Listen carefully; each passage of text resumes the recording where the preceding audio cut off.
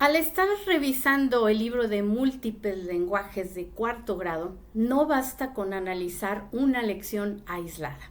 El verdadero problema aparece cuando se observa la totalidad, el conjunto, el contexto. Una página puede parecer una simple lectura, otra una leyenda, otra una simple clase de arte. En otra puede ser una actividad sobre el deporte o una narración divertida, pero cuando se leen en secuencia, pongan muchísima atención, se revela una línea formativa muy clara. El niño no está siendo llevada principalmente al conocimiento ordenado, objetivo, racional y moralmente sano, sino a una forma de mirar el mundo desde símbolos, mitos, emociones, sospechas, cuerpos, muerte, ritualidad, identidad, ruptura y una transformación social. El libro lo anuncia, fíjate bien, desde su introducción, cuando dice que el niño debe de aprender a leer no solo palabras, sino señales, códigos, imágenes, seres vivos, sonidos, sueños, emociones, mitos y todo lo que el mundo tiene que decirle a través de sus múltiples lenguajes. Esa frase es la clave. El libro no se presenta solo como una herramienta de lectura, se presenta como una puerta de entrada a una cosmovisión y sobre todo espiritual oscura. El alumno no solo va a leer textos, va a aprender a interpretar las imágenes, cuerpos, símbolos, leyendas, secretos, señales, gestos, emociones y relatos ancestrales. Y ahí comienza el problema pedagógico. Cuando el niño de cuarto grado, que son entre 9 y 10 años, que todavía está formando su juicio, su identidad, su sentido moral y su estabilidad emocional, es conducido a interpretar la realidad desde claves ambiguas, rituales, ideológicas y muchas veces oscuras. Vamos a comenzar con la primer lectura, que es la introducción. La introducción del libro afirma que la lectura es parte de la naturaleza humana y que el mundo está llena de señales y códigos que deben leerse. Esa idea podría ser positiva si se orienta hacia la observación, hacia el razonamiento, a la ciencia y a la comprensión del lenguaje. Pero el libro, ¿qué pasa con el libro? Dirige hacia otra cosa totalmente fuera de lo que dijimos anteriormente. Leer el entorno como si todo estuviera cargado de mensajes ocultos, símbolos y secretos. Ahí está el problema. Cuando el texto pregunta si el niño puede revelar los secretos de los seres que existen a su alrededor, ya no estamos ante una simple invitación a observar, estamos ante una pedagogía del desciframiento. El niño es iniciado en una forma de mirar donde las imágenes, los mitos, los cuerpos, los animales, los ancestros y los símbolos parecen contener verdades escondidas. Y nota todas las palabras generativas que estoy repitiendo. Eso explica por qué tantas lecciones posteriores trabajan con mensajes escondidos, cuerpos que hablan, imágenes con significados ocultos, símbolos nacionales reinterpretados desde el sacrificio, obras de arte con carga esotérica y leyendas que explican el origen del mundo.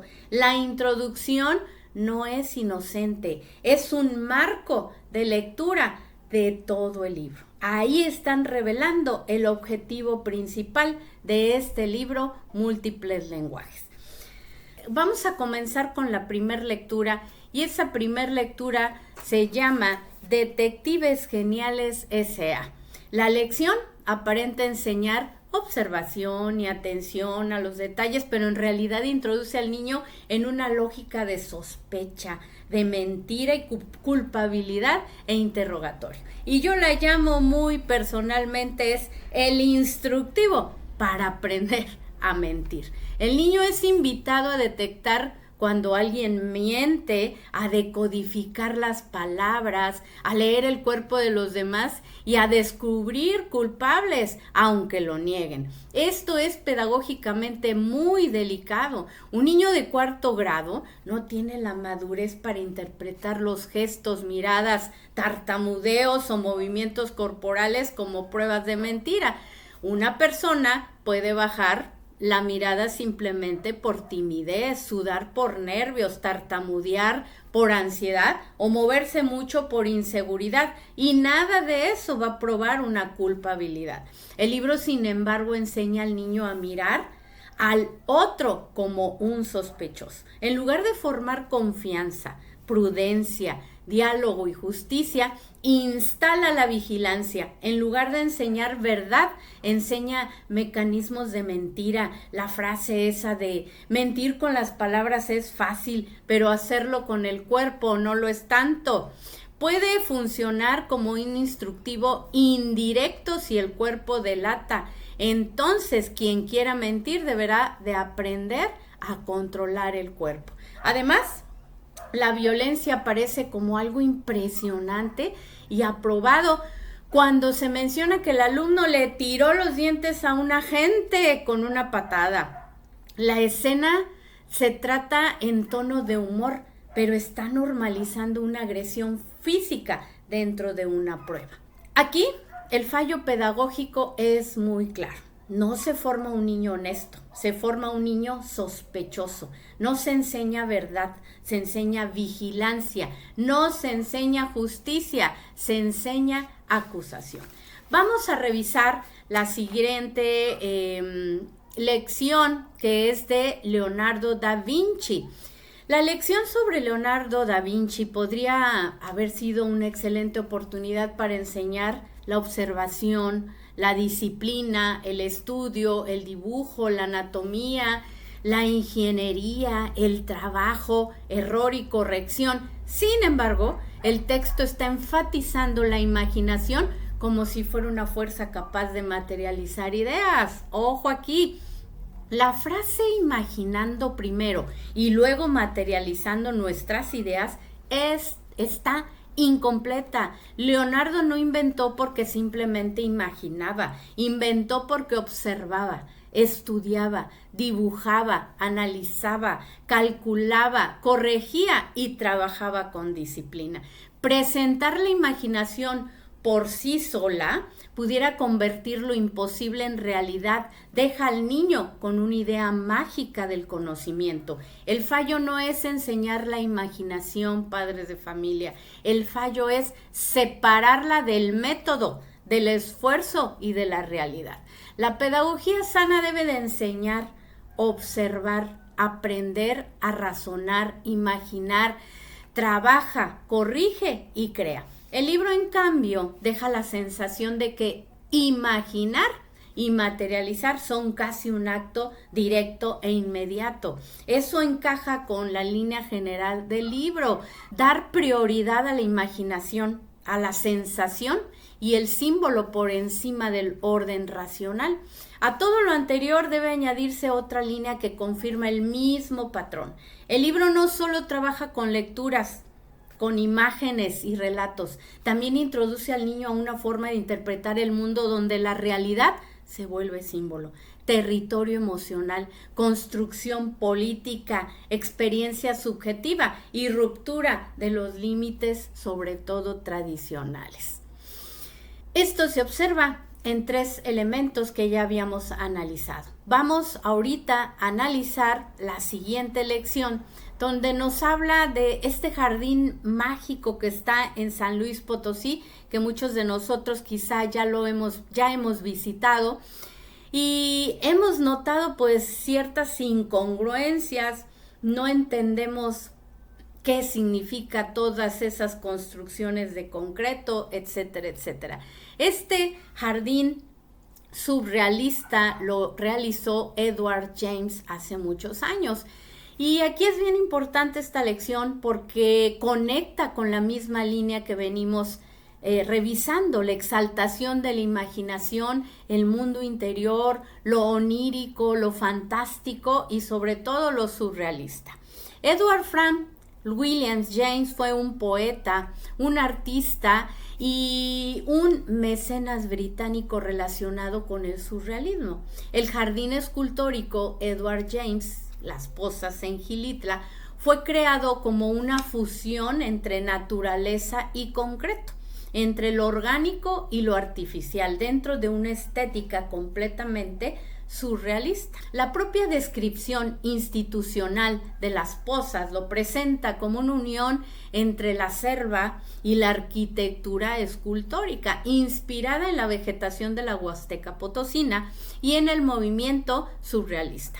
Pedagógicamente, el punto no es negar que Las Pozas sean una obra artística importante. El problema surge cuando este tipo de imaginario se presenta a niños sin explicar qué es el surrealismo y qué implica una estética que deliberadamente rompe la lógica, mezcla el sueño y la realidad desordenada, crea mundos imposibles y lleva al espectador a entrar en una experiencia más sensorial que racional.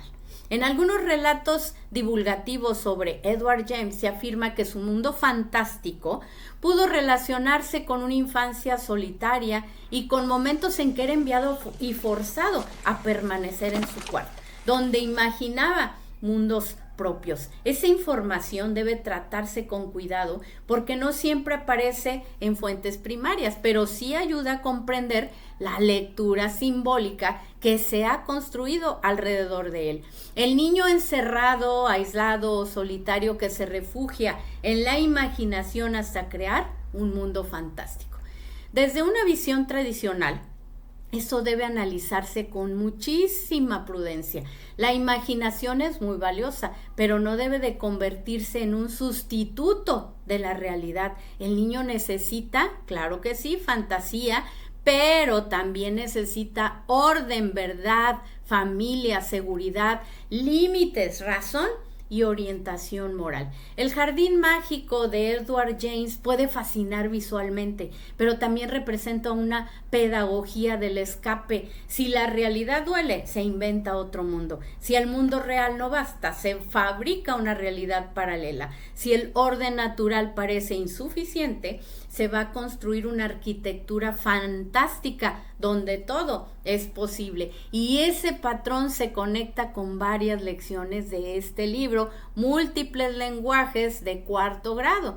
Leonardo da Vinci, presentado como imaginar y materializar, los marcianos que terminan diciendo el marciano eres tú, que lo vamos a ver más adelante, la luna que abre leyendas de sacrificio y reencarnación, o el arco iris que transforma un cuerpo desnudo en una figura admirada, y las imágenes abstractas que no enseñan realidad clara, sino mundos interiores, símbolos y sensaciones. El fallo pedagógico es que el niño no está siendo guiado a ordenar su imaginación, sino a habitar imaginarios. Y cuando el imaginario sustituye la realidad, el niño puede ser vulnerable a cualquier cosmovisión que se le presente como arte, sueño, símbolo o experiencia.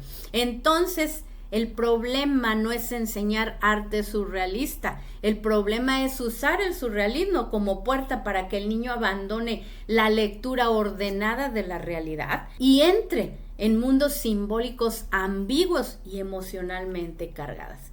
La siguiente lección que vamos a analizar se llama El nopal, el corazón de México. No se limita a hablar del escudo nacional ni de la historia de México, de Tenochtitlan. Introduce al niño a una lectura nuevamente ritual y sacrificial del símbolo patrio. El texto dice que las tunas rojas representaban el corazón que el dios arrancó al guerrero Copil y que el nopal representaba la sagrada unión del inframundo de la tierra. ¿Cuál es el inframundo? El infierno y el cielo. La unión entre el infierno y el cielo. Eso ya no es civismo ni botánica, es una cosmovisión religiosa antigua. Y el problema no es estudiar los mitos mexicas, el problema es presentar a niños de cuarto grado un símbolo nacional conectado con corazones arrancados, deidades y profecía, inframundo y unión sagrada sin una distancia crítica clara. La enseñanza correcta sería distinguir: esto es mito, esto es historia, esto es símbolo patrio, esto es creencia religiosa antigua. Pero el libro hace una mezcolanza de todo. Así que el niño no solo aprende sobre el nopal, aprende también a leer la patria desde sacrificios, sangre, inframundo y rito, que más adelante vemos en los siguientes libros de múltiples lenguajes, que hay que practicarlo para entender a nuestros ancestros. Aquí se ve uno de los patrones más graves del libro: la fascinación por la muerte y la ritualidad ancestral.